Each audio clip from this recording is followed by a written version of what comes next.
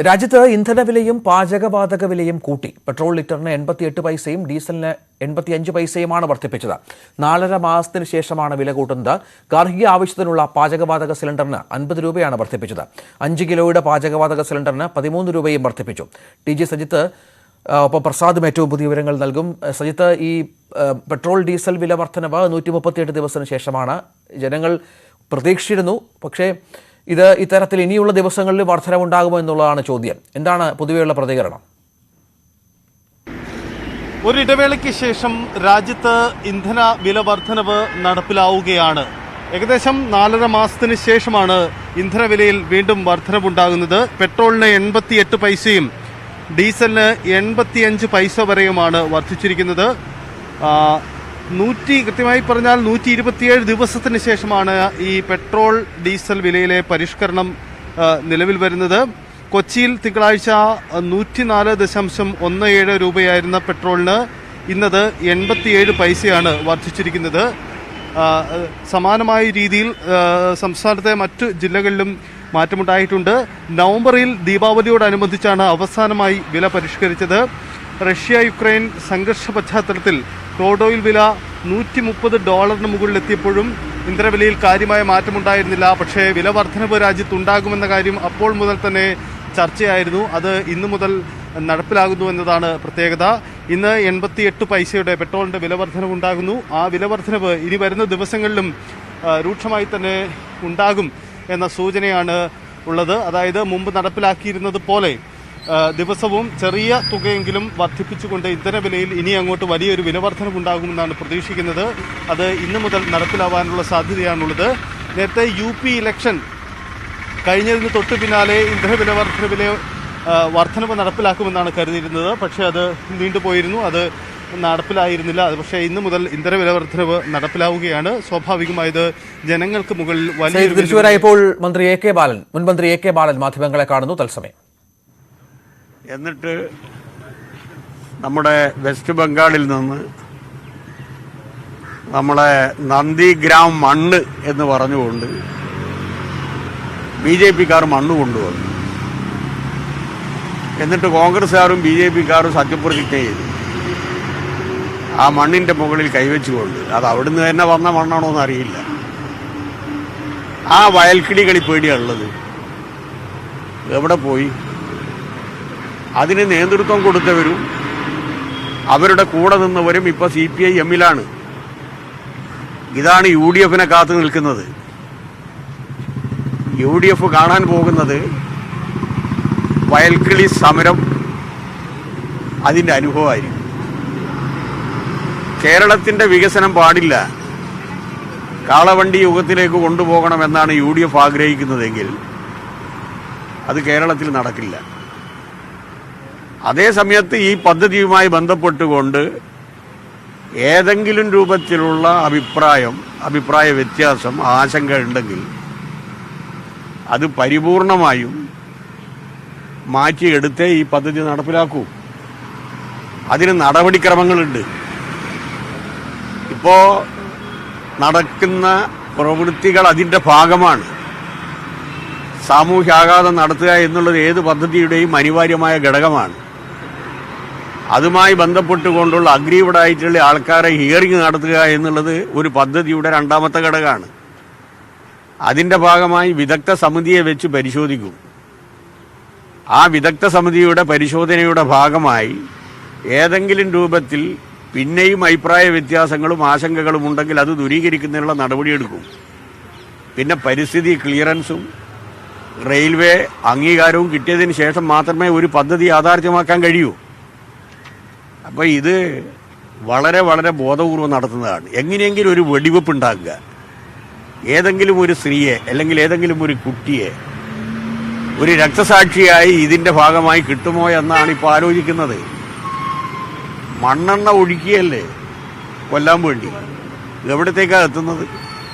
അപ്പം ഇത് ജനത തിരിച്ചറിഞ്ഞ് നമ്മുടെ നാഷണൽ ഹൈവേ വികസനവുമായി ബന്ധപ്പെട്ട് സ്ഥലമെടുത്ത അതേ ദിശയിൽ തന്നെ ജനങ്ങളെ വിശ്വാസത്തിലെടുത്തുകൊണ്ട് ആശങ്ക മാറ്റിക്കൊണ്ട് ഏറ്റവും നല്ല ഇന്ത്യ രാജ്യത്തിലെ ഏറ്റവും നല്ല മാതൃകാപരമായ കോമ്പൻസേഷൻ കൊടുത്തുകൊണ്ടും അവരെ വിശ്വാസത്തിൽ എടുത്തുകൊണ്ടും മാത്രമേ ഈ പദ്ധതി നടപ്പിലാക്കുകയുള്ളൂ.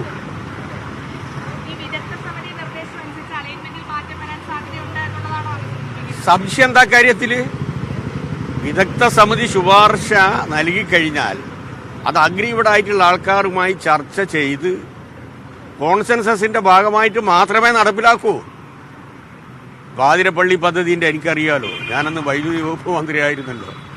എല്ലാ നടപടിക്രമങ്ങളും പൂർത്തീകരിച്ചിട്ട് നടപ്പിലാക്കാൻ കഴിഞ്ഞിട്ടില്ലല്ലോ നമുക്ക്. ലോകത്തിൽ എവിടെയെങ്കിലും ഇങ്ങനത്തെ ഒരു സംഭവമുണ്ട്? 150 കൊല്ലം മുമ്പേ ഫ്രാൻസിൽ ഈ മെട്രോ ഉണ്ട്, അറിയോ നിങ്ങൾ? 150 വർഷം മുമ്പ് ഞാൻ കണ്ടതാണ്.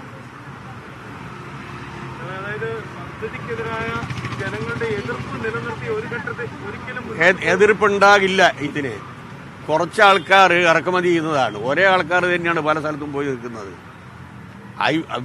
ആശങ്ക ഉണ്ടാക്കാൻ നിങ്ങൾ വിചാരിച്ചാൽ കഴിയുന്നേ. നമ്മുടെ കേരളത്തിലെ മുഖ്യധാരാ പത്രങ്ങളും നിങ്ങളുടെ ക്യാമറ കണ്ണുകളും ഉപയോഗപ്പെടുത്തി കഴിഞ്ഞാൽ എന്തും ഡിസ്റ്റോർട്ട് ചെയ്യാം. അത് നമ്മൾ കേരളം കണ്ടതാണ്. അതിനെ സംബന്ധിച്ച് കേരളത്തിലെ ജനതക്ക് ആശങ്കയില്ല. എയർപോർട്ട് ഏറ്റവും നല്ല അനുഭവമല്ലേ കണ്ണൂര്.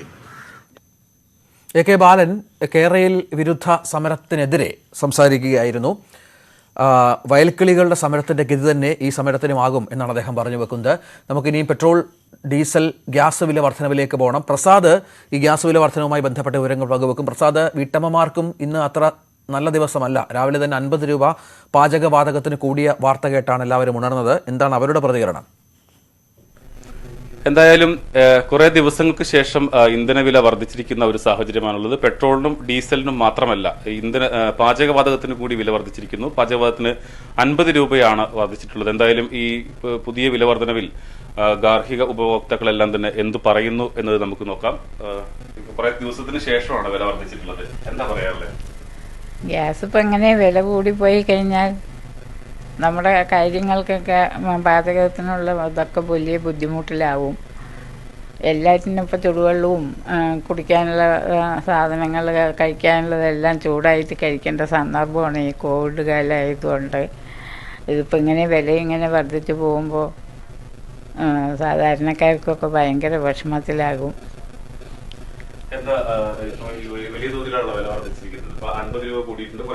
50 രൂപ കൂടാൻ കാരണം ഇതിപ്പോൾ നമ്മൾക്ക് ഇലക്ഷൻ ഉള്ളത് കൊണ്ടായിരുന്നു.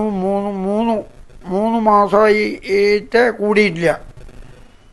അത് കൊണ്ട് ഇലക്ഷൻ ഉള്ളത് കൊണ്ടാണ് അവർ കൂട്ടാണ്ടിരുന്നത്. അവർക്ക് ജനങ്ങളുടെ വോട്ട് കിട്ടണം. ജനങ്ങൾക്ക് പിന്നെ ഗ്യാസ് പിന്നെ കൂട്ടിക്കൊടുത്താൽ എന്താണ്, കുറച്ച് കൊടുത്താണ് ഇലക്ഷൻ ചെയ്ത പിന്നെ കാശൊക്കെ അവർക്ക് എടുക്കണം.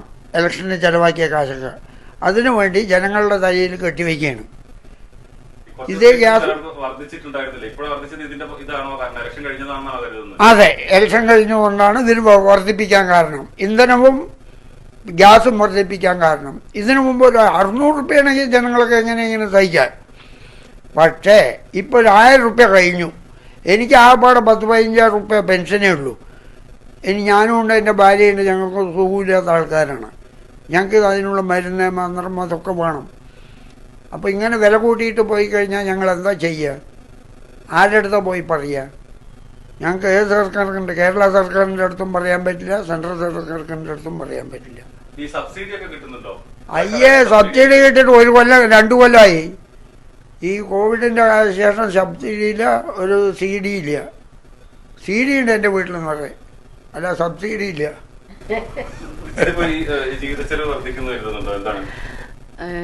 അതെ, ജീവിതച്ചെലവ് വർദ്ധിക്കും. കാരണം ഇപ്പോൾ 1000-ന്റെ മുകളിൽ 50 രൂപ കൂട്ടി കഴിഞ്ഞു കഴിഞ്ഞാൽ 1000-ന്റെ മുകളിലാണ് ഇപ്പോൾ ഇത് കൂടുന്നത്. അപ്പം പാവപ്പെട്ടവർക്കൊക്കെ അത് ഭയങ്കര ബുദ്ധിമുട്ടാണ്.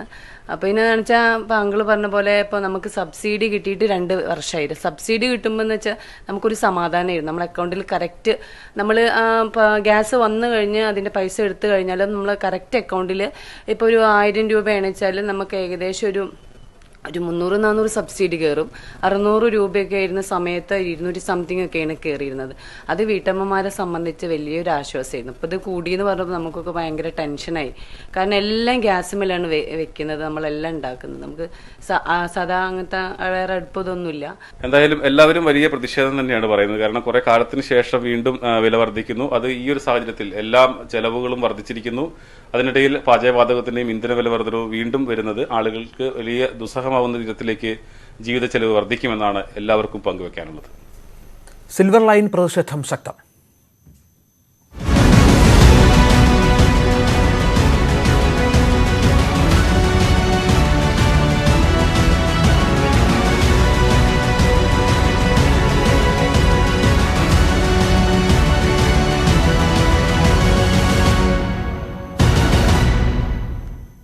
സംസ്ഥാനത്ത് വിവിധ മേഖലകളിൽ സിൽവർ ലൈൻ കല്ലിടലും പ്രതിഷേധവും ഇന്നും തുടരും. കോഴിക്കോട് നഗരത്തിൽ കുറ്റിച്ചിറയിലും മാത്തോട്ടത്തും കല്ലിടൽ നടക്കുമെന്നാണ് സൂചന. ജനവാസ കേന്ദ്രമായതിനാൽ ഇവിടെ കല്ലിടാനെത്തുന്നത് വലിയ പ്രതിഷേധത്തിന് വഴിയൊരുക്കും. അതേസമയം എറണാകുളം ചോറ്റാനിക്കരയിലെ സിൽവർ ലൈൻ സമരത്തിൽ പങ്കെടുത്തവർക്കെതിരെ കേസെടുത്തു. MLA അടക്കം 25 പേർക്കെതിരെയാണ് കേസ്. അശ്വിനും ഡാനി പോളും ഏറ്റവും പുതിയ വിവരങ്ങൾ പങ്കുവെക്കും. അശ്വിൻ, ഇന്നലെ കല്ലായിലൊക്കെ വലിയ തോതിലുള്ള പ്രതിഷേധമുണ്ടായിരുന്നു. ഇന്ന് ആ മേഖലയിൽ കല്ലിടലുണ്ടോ? ജനങ്ങളുടെ നിലപാടെന്താണ്? രഞ്ജിത്ത്, ഇന്ന് ഏതൊക്കെ മേഖലകളിലാണ് കല്ലിടുക എന്നത് സംബന്ധിച്ചുള്ള കാര്യത്തിൽ ഇതുവരെ കൃത്യമായ ഒരു വ്യക്തത വന്നിട്ടില്ല. പക്ഷേ എന്നാൽ കൂടി കല്ലായി, കുറ്റിച്ചിറ ഈ പ്രദേശങ്ങളിലെല്ലാം, കോഴിക്കോട് നഗരത്തിനോട് അടുത്ത് കിടക്കുന്ന പ്രദേശങ്ങളിലെല്ലാം ഇന്നും കല്ലിടൽ ഉണ്ടാവും. അത്തരത്തിലുള്ള സൂചനകൾ ലഭിക്കുന്നുണ്ട്. അങ്ങനെയെങ്കിൽ ശക്തമായി തന്നെ പ്രതിഷേധിക്കാനാണ് ഈ സിൽവർ ലൈൻ കടന്നുപോകുന്ന മേഖലകളിലുള്ള അല്ലെങ്കിൽ സ്ഥലം നഷ്ടമാവുന്ന ആളുകളുടെയും അതേപോലെ തന്നെ മറ്റ് രാഷ്ട്രീയ പ്രസ്ഥാനങ്ങളുടെയും ഒക്കെ തീരുമാനം. UDF-ഉം BJP-യും ഈ നിലവിൽ ഈ സമരത്തിന് പൂർണ്ണ പിന്തുണ പ്രഖ്യാപിച്ച് രംഗത്തെത്തിയിട്ടുണ്ട്. ഇന്ന് ഇപ്പോൾ BJP ജില്ലാ അധ്യക്ഷൻ നയിക്കുന്ന ഒരു ജാഥ കേരയിൽ സമരത്തിന്റെ കേന്ദ്രമായ കാട്ടിൽപീടികയിൽ നിന്ന് തുടങ്ങുന്നു. കാട്ടിൽപീടികയിൽ നിന്ന് തുടങ്ങുന്ന സമരം ജില്ലയിലൂടെ കേരയിൽ കടന്നുപോകുന്ന മേഖലകളിലൂടെ എല്ലാം യാത്ര കടന്നുപോകുന്നുണ്ട്. അത്തരത്തിൽ ഈ കേരളിനെതിരെയുള്ള ഒരു പ്രതിഷേധത്തിന് എല്ലാ പിന്തുണയും മറ്റ് രാഷ്ട്രീയ പ്രസ്ഥാനങ്ങൾ, UDF-ഉം BJP അടക്കമുള്ള രാഷ്ട്രീയ പ്രസ്ഥാനങ്ങൾ നൽകുന്നു എന്നുള്ളതാണ്. നേരത്തെ കാട്ടിൽപീടികയിൽ സമരം തുടങ്ങുന്ന സമയത്ത് ഇത് ഈ ഭൂമി നഷ്ടപ്പെടുന്നവരുടെ അല്ലെങ്കിൽ ഈ സിൽവർ ലൈൻ കടന്നുപോകുന്ന മേഖലകളിലുള്ളവരുടെ ഒരു സമരം മാത്രമായിരുന്നു ആ തരത്തിൽ തുടങ്ങിയിരുന്നതെങ്കിൽ ഇന്നിപ്പോൾ സമരത്തിന്റെ രീതി മാറിയിരിക്കുന്നു. മിക്കവാറും CPM അല്ലാത്ത അല്ലെങ്കിൽ LDF-ലെ രാഷ്ട്രീയ കക്ഷികളല്ലാത്തവരെല്ലാം തന്നെ സമരത്തിന് പിന്തുണ പ്രഖ്യാപിക്കുന്ന തരത്തിലേക്ക് വലിയ പിന്തുണ സമരത്തിന് ലഭിക്കുന്ന ഒരു സാഹചര്യം ഉണ്ടാകുന്നു. എന്നാൽ കൂടിയും മുഖ്യമന്ത്രി ഇന്നലെ പാനൂരിൽ സംസാരിച്ച സമയത്ത് വ്യക്തമാക്കി ഇത്തരത്തിലുള്ള സമരങ്ങളൊക്കെ നടന്നോട്ടെ, എന്നാലും കുഴപ്പമില്ല, പക്ഷേ കേരയിൽ പദ്ധതിയുമായി മുന്നോട്ട് തന്നെ പോകും. ഇപ്പുറത്ത് എത്രത്തോളം ആളെ കൂട്ടാമോ അത്രയും ആളുകളെ അല്ലെങ്കിൽ അതിൽ കൂടുതൽ ആളുകളെ കൂട്ടാൻ ഞങ്ങൾക്കും അറിയാമെന്നൊക്കെയുള്ള നിലയ്ക്കുള്ള മറുപടിയാണ് മുഖ്യമന്ത്രി ഇന്നലെ നൽകിയിരുന്നത്. അതുകൊണ്ട് തന്നെ സർക്കാർ ഇക്കാര്യത്തിൽ ഉദ്ദേശിക്കുന്നത് ഈ കല്ലിടൽ പരിപാടിയുമായി തന്നെ ശക്തമായി തന്നെ മുന്നോട്ട് പോകാനാണ്. അത്തരത്തിലുള്ള നിർദ്ദേശങ്ങൾ തന്നെയാണ് ഉദ്യോഗസ്ഥർക്ക് ലഭിച്ചിരിക്കുന്നത്. ഇന്നും ഈ കല്ലിടലുമായി മുന്നോട്ട് തന്നെ പോകും.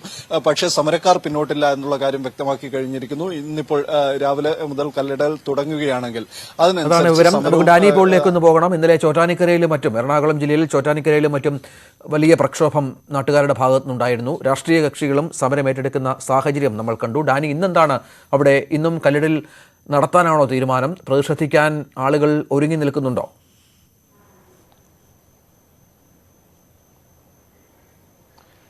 രഞ്ജിത്ത്, ഇന്നലെ പ്രതിഷേധത്തെ തുടർന്ന് ഈ സർവേ നടപടികളടക്കം ഈ അതിരടയാള കല്ലുകൾ സ്ഥാപിക്കുന്നതടക്കമുള്ള കാര്യങ്ങൾ നിർത്തിവെക്കേണ്ട ഒരു സാഹചര്യം ഉണ്ടായിരുന്നു.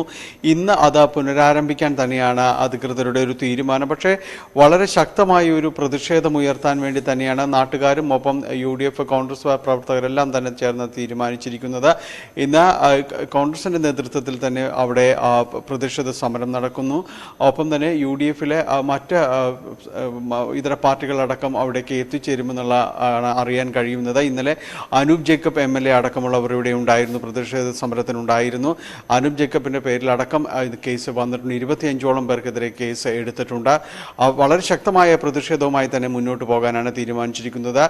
ചോറ്റാനിക്കര അടിയാക്കൽ എന്ന പാടശേഖരത്തിന് സമീപത്തുകൂടിയാണ് സിൽവർ ലൈൻ ഇവിടെ ഈ മേഖലയിൽ കടന്നു പോകുന്നത്. ഇന്നലെ തുടക്കം ജനവാസ കേന്ദ്രത്തിലല്ലാതിരുന്നതിനാൽ വലിയ രീതിയിലുള്ളൊരു പ്രതിഷേധങ്ങൾ ഉണ്ടായിരുന്നില്ല. പക്ഷേ ജനവാസ കേന്ദ്രങ്ങളിലേക്ക് നടപടികളിലേക്ക് മാറി.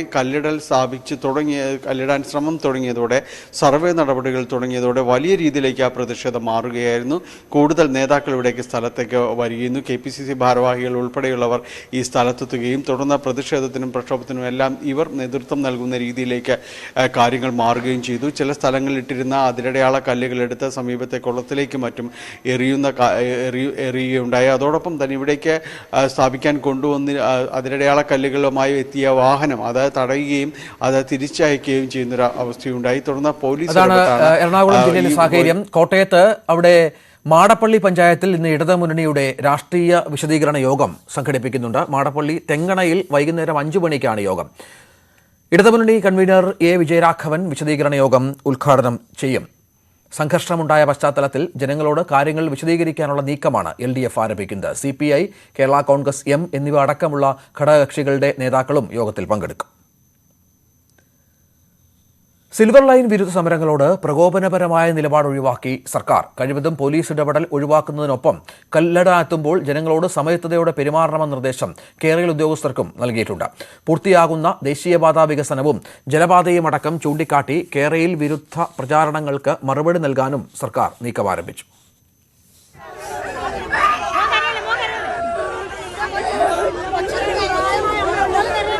ചങ്ങനാശ്ശേരി മാടപ്പള്ളിയിലെ പോലീസ് ഇടപെടൽ വലിയ വിവാദമായതോടെ സർക്കാരും കരുതലിലാണ്.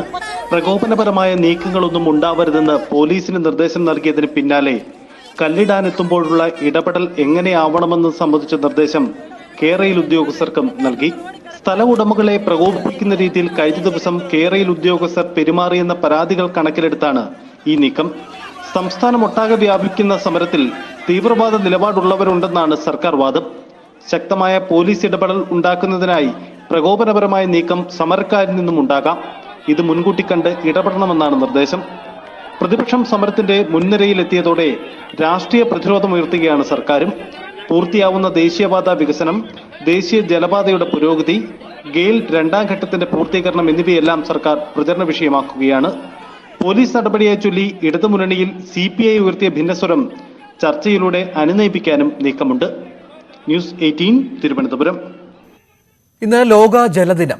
ഭൂഗർഭജലം അദൃശ്യമായതിനെ ദൃശ്യമാക്കുക എന്നതാണ് ഇത്തവണത്തെ ലോക ജലദിന സന്ദേശം. ജലത്തിന്റെ പ്രാധാന്യം മുൻനിർത്തി ഐക്യരാഷ്ട്ര സംഘടനയുടെ നേതൃത്വത്തിൽ 1993 മുതൽ എല്ലാ വർഷവും മാർച്ച് 22-ന് ലോക ജലദിനമായി ആചരിച്ചു വരുന്നു. ഓരോ തുള്ളി വെള്ളവും സൂക്ഷിച്ച് ഉപയോഗിക്കേണ്ടതിന്റെ ആവശ്യകത ലോക ജനതയെ മനസ്സിലാക്കുകയാണ് ജലദിന ആചരണത്തിന്റെ ലക്ഷ്യം. നമുക്ക് ലഭ്യമായ ജലത്തിന്റെ 3% മാത്രമാണ് ഉപയോഗയോഗ്യമായ ജലം. വിമാന നിർമ്മാണ മേഖലയിലെ വൻകിട കമ്പനിയായ എയർബസിന്റെ ആഡംബര ഹെലികോപ്റ്റർ സ്വന്തമാക്കി പ്രമുഖ വ്യവസായി രവി പിള്ള. ലോകത്താകെ 1500 എണ്ണം മാത്രമുള്ള എയർബസ് ഹെലികോപ്റ്റർ ആദ്യമായാണ് ഇന്ത്യയിലെത്തുന്നത്. 100 കോടിയോളം രൂപ വിലയുള്ള ഹെലികോപ്റ്റർ റാവീസ് ഹോട്ടലുകളിലെത്തുന്ന അതിഥികൾക്ക് ആഡംബര യാത്ര ഒരുക്കും.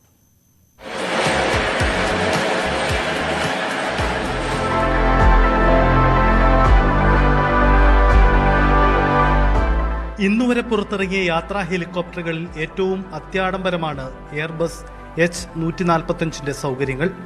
സമുദ്രനിരപ്പിൽ നിന്നും 20,000 അടി മുകളിൽ വരെ നിഷ്പ്രയാസം പറന്നിറങ്ങാം. പൈലറ്റിനെ കൂടാതെ 7 പേർക്ക് യാത്ര ചെയ്യാം. മെഴ്സിഡൻസ് ബെൻസാണ് ഹെലികോപ്റ്റർ ഡിസൈൻ ചെയ്തിരിക്കുന്നത്. കഴിഞ്ഞ ദിവസം കേരളത്തിലെത്തിച്ച ഹെലികോപ്റ്റർ റാവീസ് ഹോട്ടലുകളിലെ അതിഥികൾക്ക് സജ്ജമായി കഴിഞ്ഞു. റാവീസിന്റെ കോഴിക്കോട്, കൊല്ലം, കോവളം ഹോട്ടലുകളിൽ പ്രത്യേക ഹെലിപ്പാഡുകളും ഒരുക്കിക്കഴിഞ്ഞു.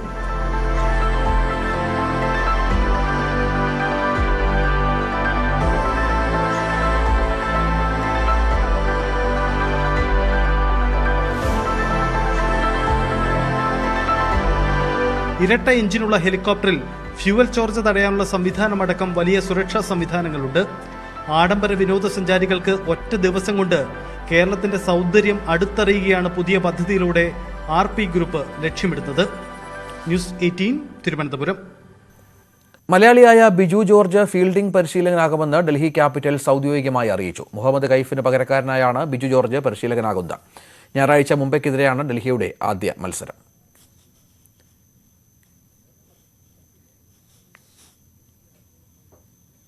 ന്യൂസ് 18 ഗുഡ് മോർണിംഗ് പൂർണ്ണമാവുകയാണ്. എല്ലാ പ്രേക്ഷകർക്കും ഒരു നല്ല ദിവസം ആശംസിക്കുന്നു. കൂടുതൽ വാർത്തകൾക്കും വിശദാംശങ്ങൾക്കും malayalam.news18.com.